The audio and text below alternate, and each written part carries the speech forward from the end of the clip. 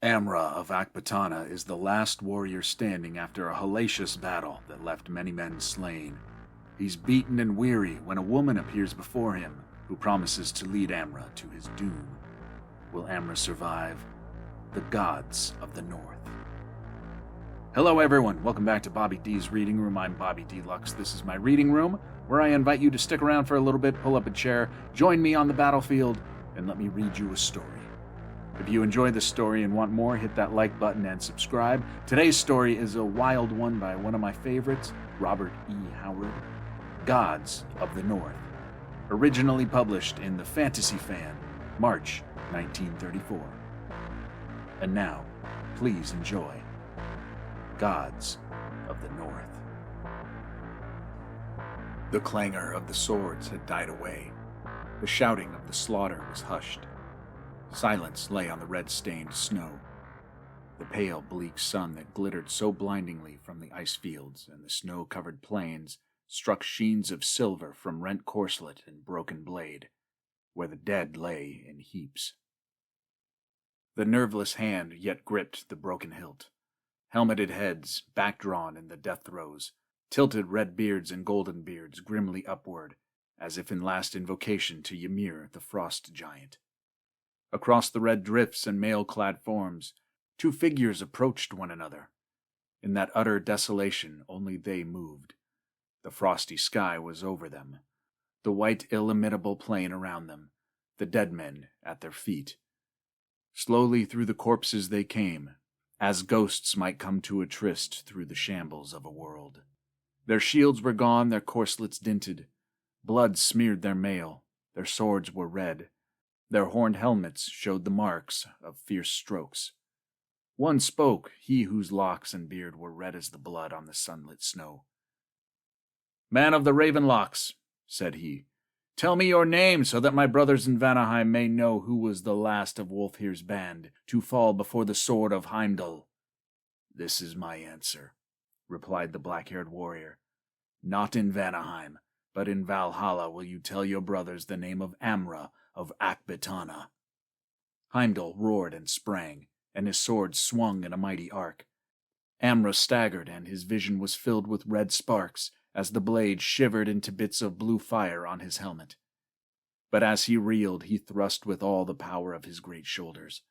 The sharp point drove through the brass scales and bones and heart, and the red-haired warrior died at Amra's feet.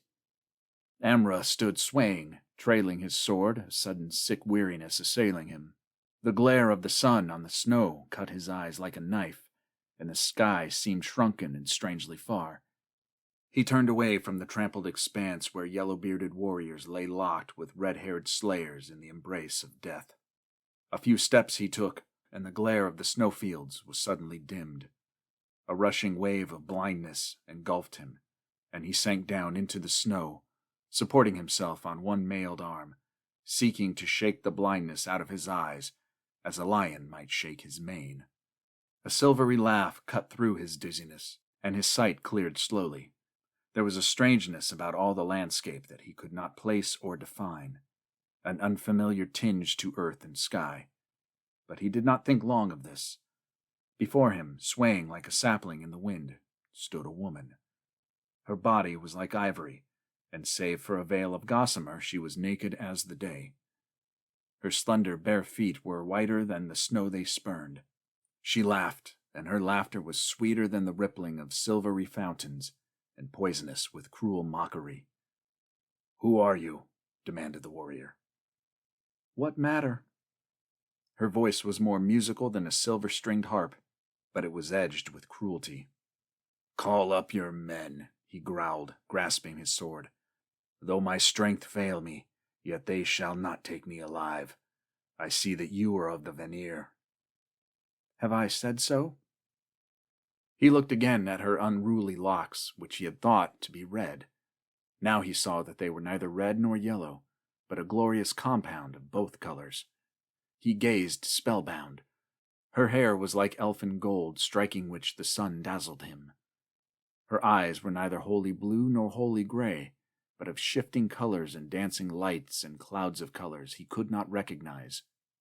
Her full red lips smiled, and from her slim feet to the blinding crown of her billowy hair, her ivory body was as perfect as the dream of a god. Amra's pulse hammered in his temples. "I cannot tell," said he, "whether you are of Vanaheim and mine enemy, or of Asgard and my friend. Far have I wandered, from Zingara to the Sea of Vililet, in Stygia and Kush, and the country of the Hyrcanians. But a woman like you I have never seen. Your locks blind me with their brightness. Not even among the fairest daughters of the Aesir have I seen such hair. By Ymir." "Who are you to swear by Ymir?" she mocked. "What know you of the gods of ice and snow, you who have come up from the south to adventure among strangers?" "By the dark gods of my own race," he cried in anger. "Have I been backward in the swordplay, stranger or no? This day I have seen 80 warriors fall, and I alone survived the field where Mulfhere's reavers met the men of Bragi. Tell me, woman, have you caught the flash of mail across the snow plains, or seen armed men moving upon the ice?" "I have seen the hoarfrost glittering in the sun," she answered. "I have heard the wind whispering across the everlasting snows." He shook his head. "Niord should have come up with us before the battle joined. I fear he and his warriors have been ambushed. Wulfhere lies dead with all his weapon men. I had thought there was no village within many leagues of this spot, for the war carried us far.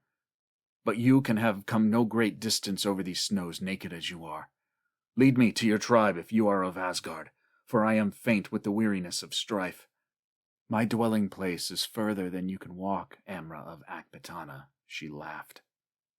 Spreading wide her arms, she swayed before him, her golden head lolling wantonly, her scintillant eyes shadowed beneath long, silken lashes. "Am I not beautiful, man?" "Like dawn running naked on the snows," he muttered, his eyes burning like those of a wolf. "Then why do you not rise and follow me?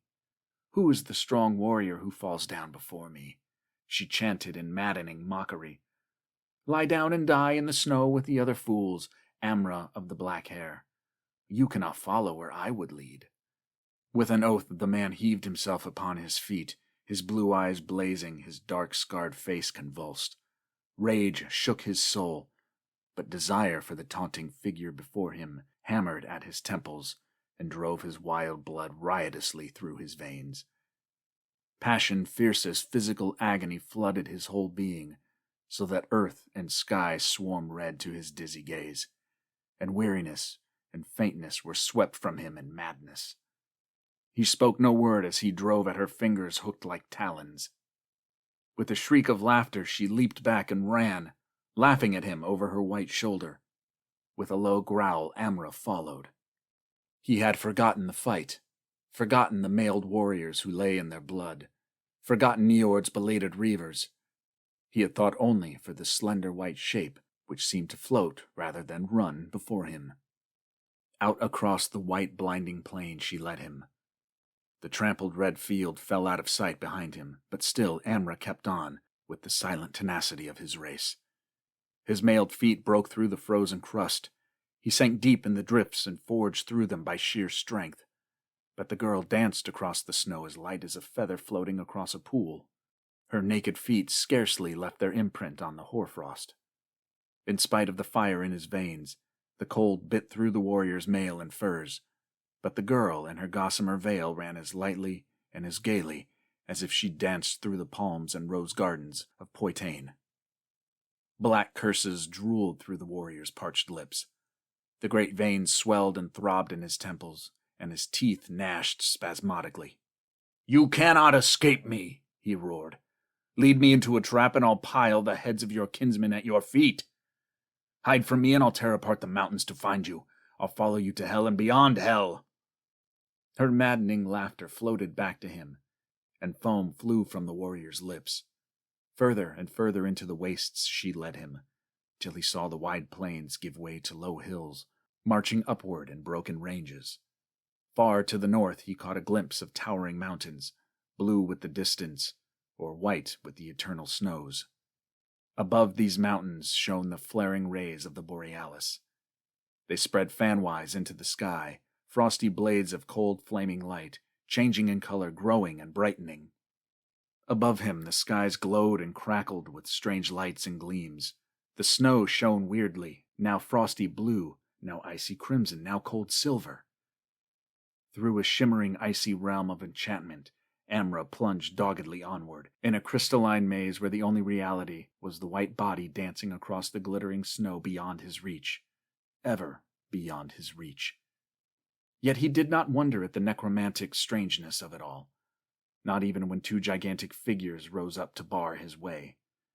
The scales of their mail were white with hoarfrost, their helmets and their axes were sheathed in ice. Snow sprinkled their locks, in their beards were spikes of icicles. Their eyes were cold as the lights that streamed above them. "Brothers," cried the girl, dancing between them, "look who follows. I have brought you a man for the feasting. Take his heart that we may lay it smoking on our father's board." The giants answered with roars like the grinding of icebergs on a frozen shore, and heaved up their shining axes as the maddened Akbitanan hurled himself upon them. A frosty blade flashed before his eyes, blinding him with its brightness, and he gave back a terrible stroke that sheared through his foe's thigh.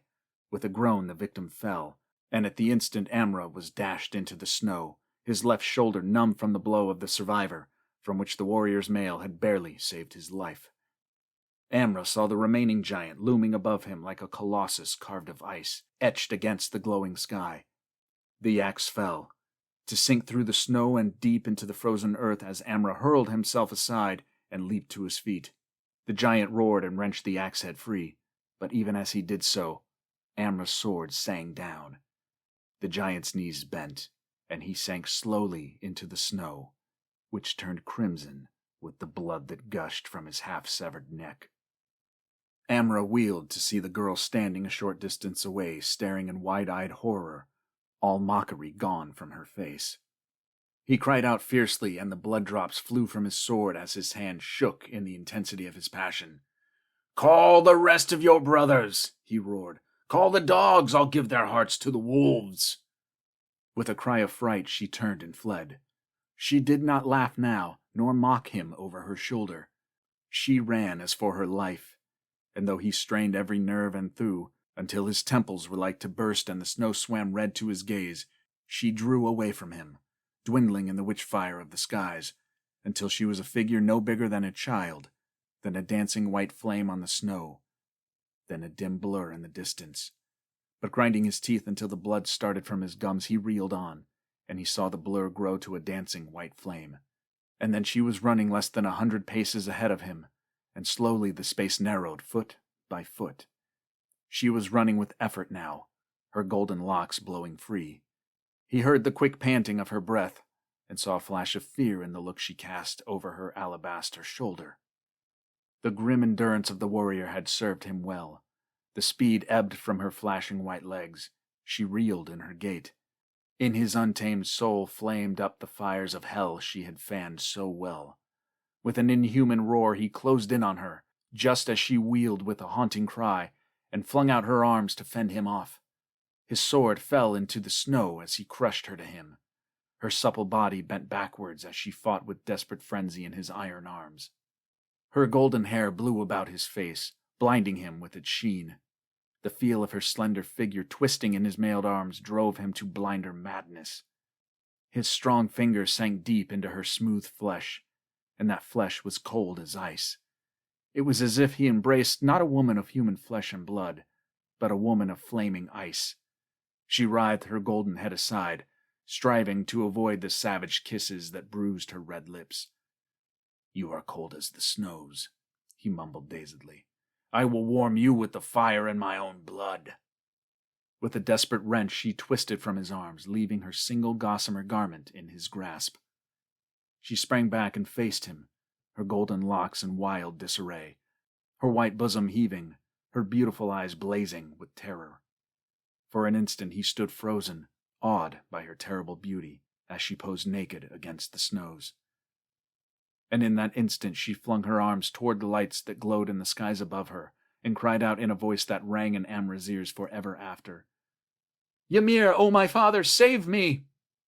Amra was leaping forward, arms spread to seize her, when with a crack like the breaking of an ice mountain, the whole skies leaped into icy fire. The girl's ivory body was suddenly enveloped in a cold blue flame so blinding that the warrior threw up his hands to shield his eyes. A fleeting instant, skies and snowy hills were bathed in crackling white flames, blue darts of icy light, and frozen crimson fires. Then Amra staggered and cried out. The girl was gone. The glowing snow lay empty and bare. High above him the witch-lights flashed and played in a frosty sky gone mad, and among the distant blue mountains there sounded a rolling thunder as of a gigantic war chariot rushing behind steeds, whose frantic hooves struck lightning from the snows and echoes from the skies. Then suddenly the borealis, the snowy hills, and the blazing heavens reeled drunkenly to Amra's sight. Thousands of fireballs burst with showers of sparks, and the sky itself became a titanic wheel which rained stars as it spun. Under his feet the snowy hills heaved up like a wave, and the Akbitanan crumbled into the snows to lie motionless. In a cold, dark universe whose sun was extinguished eons ago, Amra felt the movement of life, alien and unguessed. An earthquake had him in its grip and was shaking him to and fro, at the same time chafing his hands and feet until he yelled in pain and fury and groped for his sword. "He's coming to, Horsa," grunted a voice. "Haste, we must rub the frost out from his limbs if he's ever to wield sword again." "He won't open his left hand," growled another, his voice indicating muscular strain. "He's clutching something." Amra opened his eyes and stared into the bearded faces that bent over him. He was surrounded by tall, golden-haired warriors in mail and furs. "Amra, you live!" "By Crom Niord," gasped he. "Am I alive? Or are we all dead and in Valhalla?" "We live," grunted the Aesir, busy over Amra's half-frozen feet. "We had to fight our way through an ambush, else we had come up with you before the battle was joined. The corpses were scarce cold when we came upon the field. We did not find you among the dead, so we followed your spoor. In Ymir's name, Amra, why did you wander off into the wastes of the north? We have followed your tracks in the snow for hours. Had a blizzard come up and hidden them, we'd had never found you, by Ymir." "Swear not so much by Ymir," muttered a warrior, glancing at the distant mountains. "This is his land, and the god bides among yonder mountains, the legends say." "I followed a woman," Amra answered hazily. "We met Bragi's men in the plains. I know not how long we fought. I alone lived. I was dizzy and faint. The land lay like a dream before me. Only now do all things seem natural and familiar. The woman came and taunted me. She was beautiful as a frozen flame from hell. When I looked at her, I was as one mad, and forgot all else in the world. I followed her. Did you not find her tracks, or the giants in icy mail I slew?" Niord shook his head. "We found only your tracks in the snow, Amra." "Then it may be I was mad," said Amra dazedly. "Yet you yourself are no more real to me than was the golden-haired witch who fled naked across the snows before me. Yet from my very hand she vanished in icy flame." "He is delirious," whispered a warrior. "Not so," cried an older man whose eyes were wild and weird. "It was Atali, the daughter of Ymir the frost giant. To the fields of the dead she comes and shows herself to the dying. Myself, when a boy, I saw her, when I lay half-slain on the bloody field of Woolraven. I saw her walk among the dead in the snows, her naked body gleaming like ivory, and her golden hair like a blinding flame in the moonlight. I lay and howled like a dying dog because I could not crawl after her. She lures men from stricken fields into the wastelands, to be slain by her brothers, the ice giants, who lay men's red hearts smoking on Ymir's board. Amra has seen Atali, the frost giant's daughter." "Bah!" grunted Horsa. "Old Gorm's mind was turned in his youth by a sword cut on the head. Amra was delirious with the fury of battle. Look how his helmet is dinted. Any of those blows might have addled his brain. It was a hallucination he followed into the wastes. He is from the south. What does he know of Atali?" "You speak truth, perhaps," muttered Amra. "It was all strange and weird. By Crom." He broke off, glaring at the object that still dangled from his clenched left fist. The others gaped silently at the veil he held up. A wisp of gossamer that was never spun by human distaff. The end. Thank you for listening. Some trivia about today's story. Howard wrote Gods of the North originally as a Conan story, but after it wasn't accepted for publication, he changed the hero's name to Amra of Akbitana, and there you go. Your check's in the mail, sir. Editors, am I right? If you like this story, consider giving it a like and subscribing wherever you're listening. I hope you enjoyed our time together today. If you did, feel free to share the show with your friends and invite them back with you for another visit to Bobby D's Reading Room. We never close. Until next time, ta-ta.